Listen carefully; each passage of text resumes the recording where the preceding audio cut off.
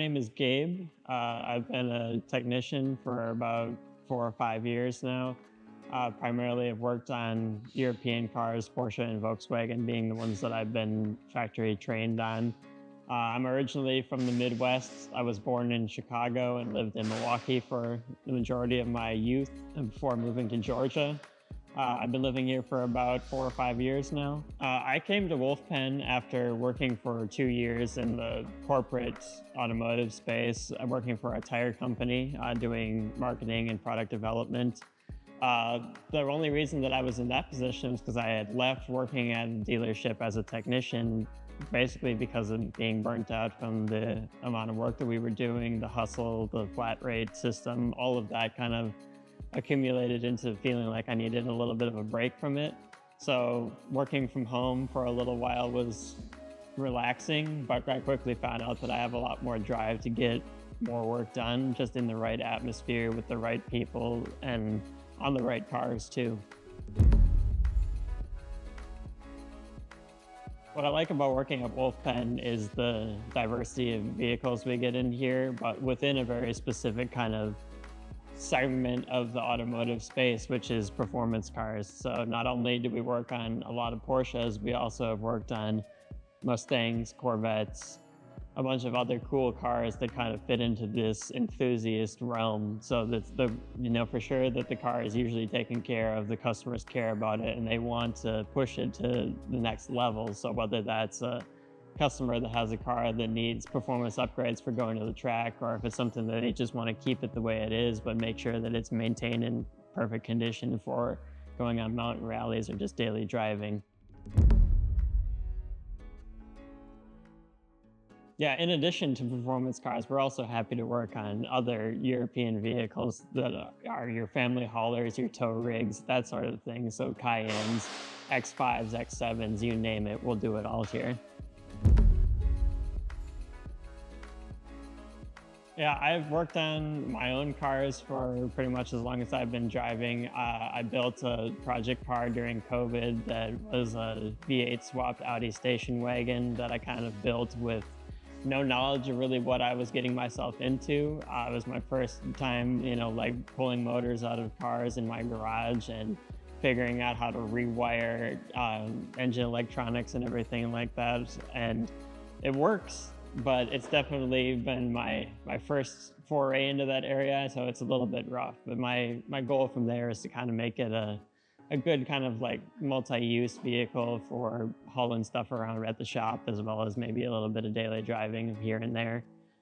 Other cars that I really want to work on would be more like grassroots level race cars, so like spec Miatas, drift cars, basically anything that's kind of like in the budget category where there's a lot of performance parts on a chassis that can be had for a pretty cheap price, because that's something that I want to learn for eventually buying my own race car.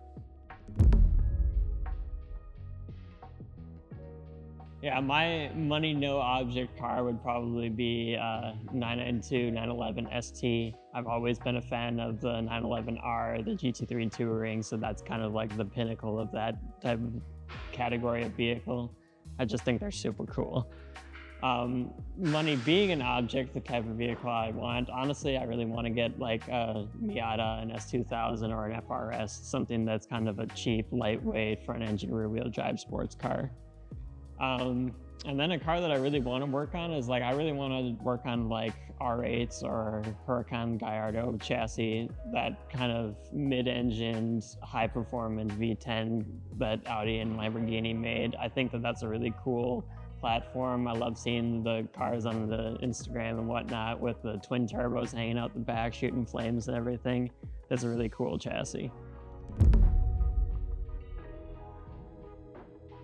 Yeah, I mean, in a kind of a general sense, one thing that I hear from a lot of people that aren't very well versed in cars and mechanics and whatnot is that you just need to take care of what the car wants you to take care of. If you see a light come on the dash that wasn't there yesterday, you should immediately give us a call and tell us what you found and what we can do about it and see if we can remedy it for you. I've seen way too many times where a small issue that could have been remedied for a couple $100 turns into you need an entire engine or a transmission because you ignored a problem that the car was telling you needed to take care of. So don't sleep on the warning messages that your car gives you. If something's wrong, it's telling you that for a reason.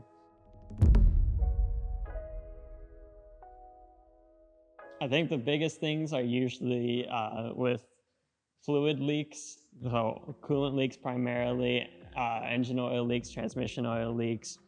And then in a lot of the four-wheel drive vehicles, the four-wheel drive system failures, transfer cases all the time on Cayennes and Macans seems to be a huge issue that everyone has. And then other than that, it's just the little things. The cars themselves are pretty reliable, so it tends to be wear and tear items like door lock actuators, window motors, small electronic things that break just because they're small and they're delicate and they just break over time.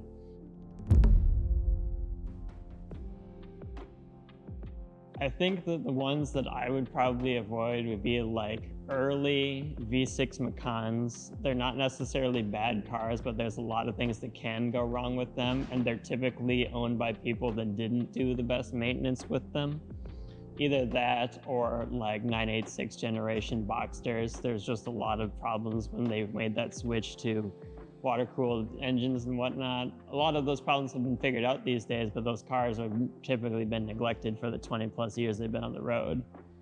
The counterpoint to that being the cars that I think a lot of people sleep on is like 996s are actually pretty cool when you think about it. They are the first water-cooled 911, so they definitely have their fair share of problems, but they're still a 911 at the end of the day, even if you don't think they're the prettiest looking cars out there. And some of the very special edition models, including the GT3, are really robust cars that when taken care of can be a really fun daily driver or spirited driver, depending on how you want it to be. It's just you have to get around the ugly interior and exterior of them to find the gem that's hidden beneath. Yeah, I think that one of the things that I definitely feel like I bring to the Wolfpen technical side of things is just the kind of a get it done attitude when it comes to things, or resourcefulness. So I built a car in my garage with, basic hand tools and power tools and an engine hoist. I didn't have a lift or anything to swap out subframes, engine components, or whatever. And it was just kind of I want to see this through to the end, and I want to make sure that it works in the most OEM way possible. So I definitely like figuring out how to make things work. Not necessarily the way the manufacturer is intended, but if the manufacturer were to take a look at the car I built, they'd be like, oh yeah, I never thought that this piece and this piece and this piece would all go together in that way. As opposed to kind of, I guess you would say hacking away at it with an angle grinder or whatnot. There's not a lot of fabrication that went into my build, but there's a lot of resourceful figuring out what pieces go together, even if they weren't meant to. Yeah, I mean, a lot of people, when they're getting into cars, they're most afraid of dealing with electronic components just because they don't understand the basics of it. But really, they're very simple. And once you get to understand how electronic systems work, you can really learn how to manipulate them and fix them very easily. So I really love doing wiring, whether it's wiring repairs, rewiring components, or just kind of wiring diagnostics. I think it's all like really cool stuff to get deep into, and it's also very logical, which I think just works really well with the way that I work.